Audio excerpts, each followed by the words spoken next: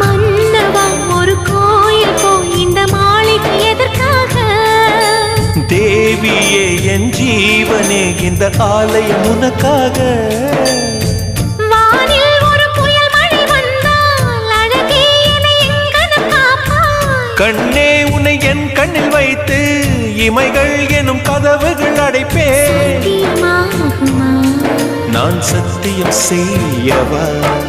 தொடு தொடுவெனவே வானவில் என்னை தூரத்தில் அழைக்கின்ற நேரம். Uva,